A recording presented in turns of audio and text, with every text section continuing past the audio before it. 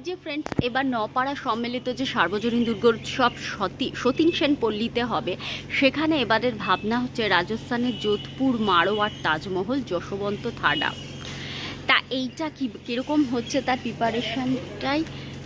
তার প্রিপারেশনটাই বা কীরকম, চলুন সেটা আমরা দেখে নিই।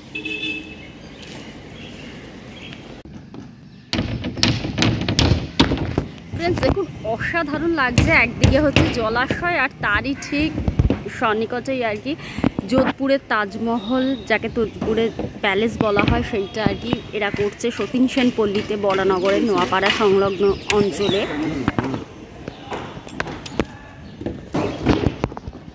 এই যে এইটা হচ্ছে প্রবেশপথ, আর অনেকটাই কিন্তু উঁচু আমরা দেখতে পাচ্ছি স্ট্রাকচারটা। এই যে এইখানটা হচ্ছে অলরেডি প্লাইয়ের কাজ শুরু হয়ে গেছে, আর কাপড় লাগানোও কিন্তু আমরা দেখতে পাচ্ছি শুরু হয়ে গেছে।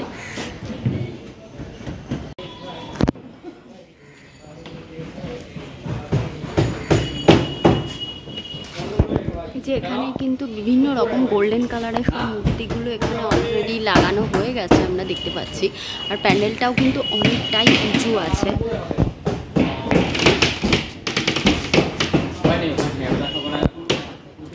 ঠাকুর কবে আসবে? নপাড়া উদয়ন সংঘ এবারের এদের ভাবনা হচ্ছে প্রকৃতির আর্তনাদ। এটা এবার এদের 50তম বর্ষ। তা চলুন এদের প্রিপারেশনটাও আমরা একটু দেখে নিই। পাচ্ছি যে এখানে লাইটের কাজ শুরু হয়ে গেছে, লাইট লাগানো হয়ে গেছে। তা চলুন।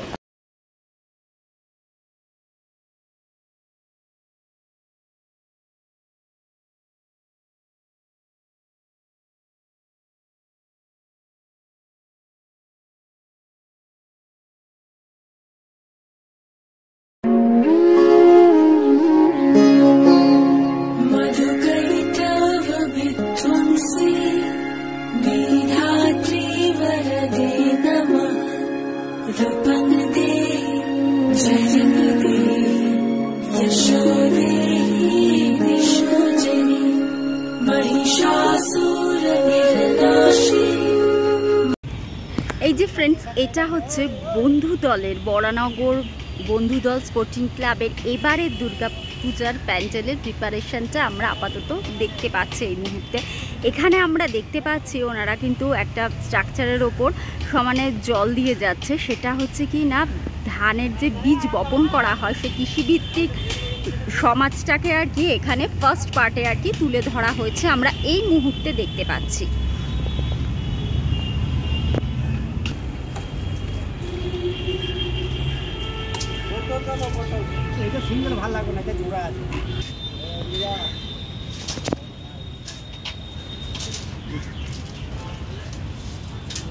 এখানে দেখতে পাচ্ছি পুরো কিন্তু সব ঘাসগুলোকে স্ট্যাক করে রাখা আছে, আর এই মুহূর্তে এখানটা পুরো ওই যে ধানের যে গোলাটা হয় সেইটাই এখানে আর কি ওরা পরিস্ফুট করতে চাইছে। এই মুহূর্তে আমরা দেখতে পাচ্ছি বিভিন্ন পার্ট। আর এই মুহূর্তে যে বাঁশের স্ট্রাকচারগুলো এর আগে আমি প্যান্ডেল প্রস্তুতিতে আপনাদের দেখিয়ে গেছিলাম, সেই বাঁশের মধ্যে কিন্তু আস্তে আস্তে চট দিয়ে মাটির প্রলেপ আর কি ওনারা দিয়ে যাচ্ছে। আমি এক মুহূর্তে আপনাদের আমি পুরোটা আর কি দেখিয়ে দিচ্ছি। ফ্রেন্ডস দেখুন, মাটির ওপর কিন্তু পুরো স্ট্রাকচারটা এরা তৈরি করেছে। এবছর নপাড়া দাদাভাইয়ের সঙ্গে বেশ অভিনবত্ব এনেছে। প্রতি বছরই এরা অসাধারণ করে, এবছরও কিন্তু খুব সুন্দরভাবেই এরা থিমটা তৈরি করছে।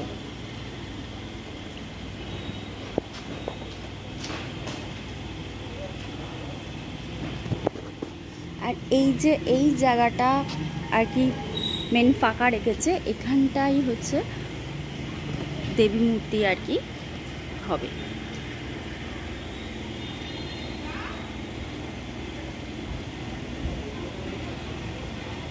আর ওপরটা হচ্ছে পুরোটাই মাটির ওপর আর কি করেছে, মাটির ওপর পুরোটাই কাজ করেছে, খুব সুন্দর লাগছে, চাঁদোয়া টাইপের লাগছে।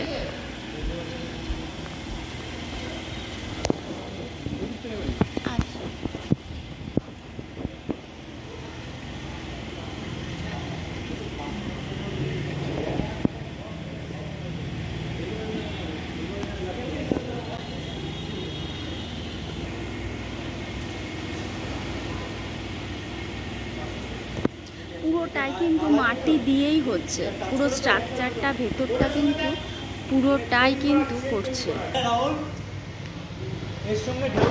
তার ওপর কিন্তু পুরো মনে হচ্ছে যেন সেই মাটির যে ঘরগুলো আছে তার মধ্যে যে আলপনা দেওয়া থাকে, স্ট্রাকচারটা আমার কিন্তু ঠিক সেরকম লাগছে। তার মধ্যে যে ওই যে বিচুলি দিয়ে যে দড়িগুলো হয়, সেই দড়িগুলো দিয়ে এরা বিভিন্ন রকমের ডিজাইনগুলো করছে, খুব সুন্দর লাগছে দেখতে। Hello friends, welcome to my channel. আপনারা কেমন আছেন? আমি ভালো আছি। আর এই মুহূর্তে আমি চলে এসেছি হচ্ছে নেতাজি কলোনি লোল্যান্ডে। আর এখানে হচ্ছে অলরেডি ঠাকুর চলে এসেছে, অসাধারণ সেই রূপ। আপনারা স্কিপ না করে ভিডিওটা পুরো দেখলে আপনারা দেখতে পাবেন, অসাধারণ দেখতে ঠাকুরটি। কেন এরকম ঠাকুরের আগে আমি কোনোদিনও দেখিনি। দুর্গা ঠাকুরের 18টা মাথা না 23টা মাথা ওরকমই মনে হলো, খুব সুন্দর লাগছে দেখতে।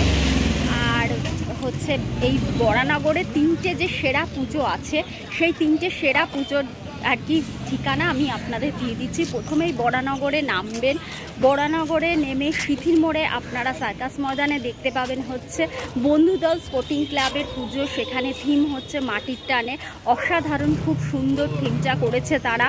পুরোটাই আর কি কৃষিজীবী সমাজকে কেন্দ্র করে তাদের থিমটা হয়েছে। তারপরেই ঠিক 2টো স্টপেজ এগিয়ে আপনারা চলে আসবেন হচ্ছে লোল্যান্ডে, বরানগর থানার সামনে স্টপেজে নামবেন।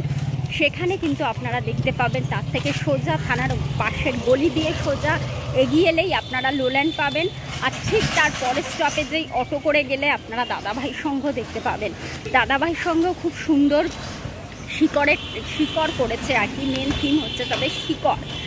আচ্ছা, আর লোল্যান্ডে হচ্ছে করেছে হচ্ছে মীনাক্ষী মন্দির। তা চলুন স্কিপ না করে দেখে নেওয়া যাক।